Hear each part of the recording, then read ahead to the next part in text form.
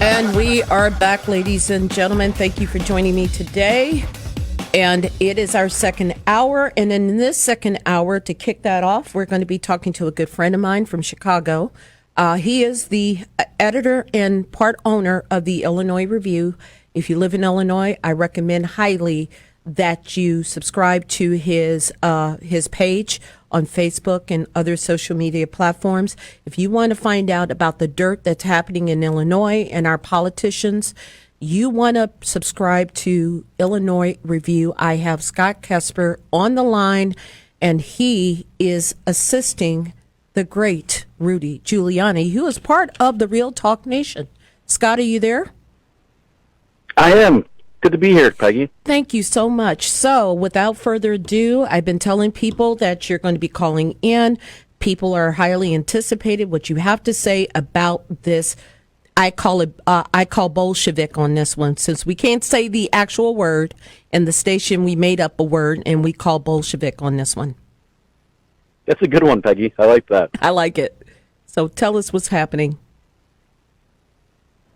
Well, it's just shocking what's going on. We're now arresting, in the case of America's mayor, we're arresting a lawyer for the crime of doing his job of being a lawyer. The indictment is almost entirely based on the fact that he's just representing Donald Trump, someone they don't like.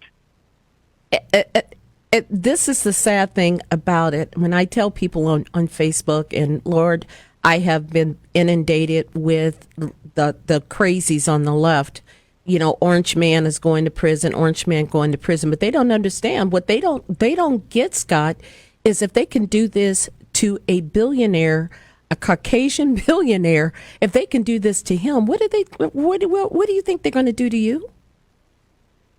Absolutely. That's why it's a slippery slope. And you know, what comes around goes around. So maybe they like it right now, but you know, should the Republicans ever take over, they might not like how it flips on them.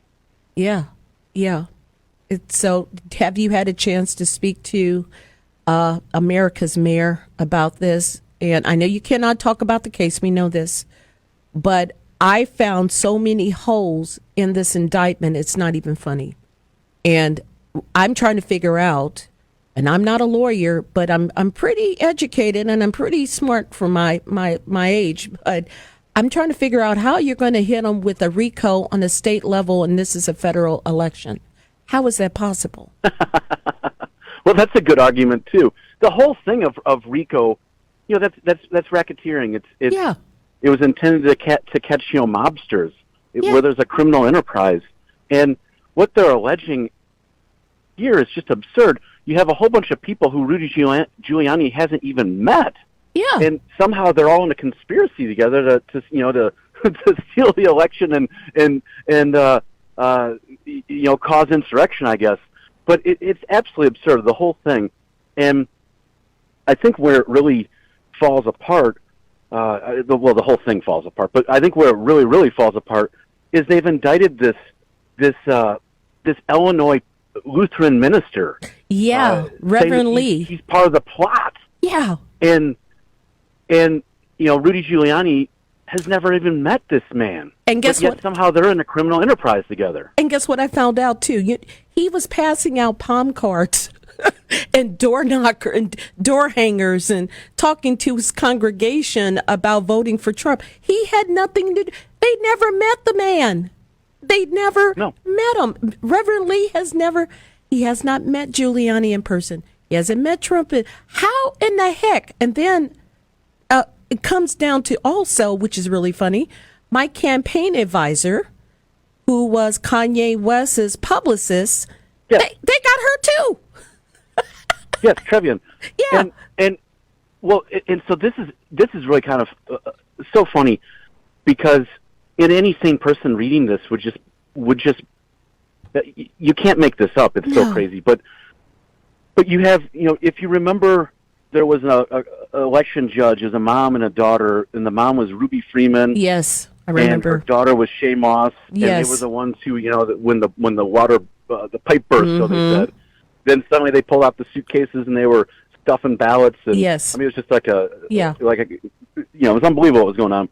And and this Reverend Lee was down in Georgia during the Senate runoff. And this is not anything unusual. He for the last 3 decades he's been doing stuff like this, where he goes to places in need. Yeah. And certainly there was a need. He was out, as you said, door knocking. Yeah. And he had heard that Ruby Freeman wanted to talk with someone, and he's a reverend. He's a reverend. He's also a former police officer, and so it's kind of in his DNA to go talk with people who are. He thought maybe she wanted to confess something, so he wanted to go find her, and he reached out to Harrison Floyd, who's also been indicted. Yes, without bail. Who was the director of? He's being held in prison right now, and he's the director of Black Voices for Trump. And Harrison Floyd said, "Hold on a minute, I know Trevian Cuddy knows of this Ruby Freeman." Yeah, that's how they all got involved. So Trevian had a 2-minute phone call with Ruby Freeman to ask if she wanted to meet with Stephen Lee, the pastor, and ultimately she was interested at first, and then she said no, which means they probably got to her. Yeah, but that's how those 3 are roped into this. Yeah, they made a phone call. They made a phone call. It's just absolute insanity. They made a phone call. Yeah, they made a phone call, and during my campaign, when I was running, I knew Trevian was talking to Black Voices for Trump. I knew all of this, and but this is just absurd. You're going to criminalize somebody for talking to somebody about an election. And how many times did what is that woman's name with the big gap in her mouth? Oh yeah, Stacey Abrams, that ate half of Georgia. Yeah, that ate half of Georgia. She complained over 40 times about the election being rigged and stolen from her. Oh, she still says that Kemp is illegitimate. She hasn't given up on that. But is anybody arresting her? Where is her mugshot? And look at Giuliani, America's mayor. He's defending the president. He is part of his legal team. And you mean to tell me you're not supposed to question the election if the Democrats say so? This is weaponization of our federal government in real time. It's what's happening. Exactly. And what's really, really, in the case of Giuliani, what's really, really shocking is that he was just,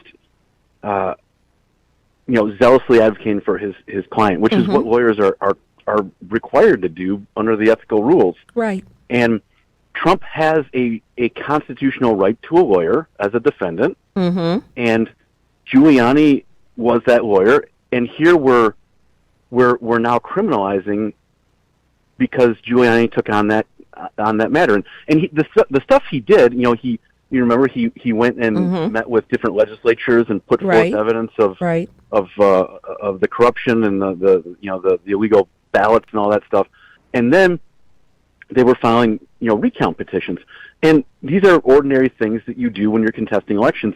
It's exactly what the Democrats did in 2000 in Bush v. Gore. Yes, he did. Yes, they did. Yeah, same thing.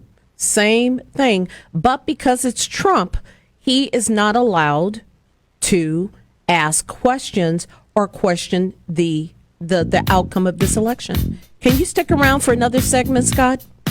Absolutely.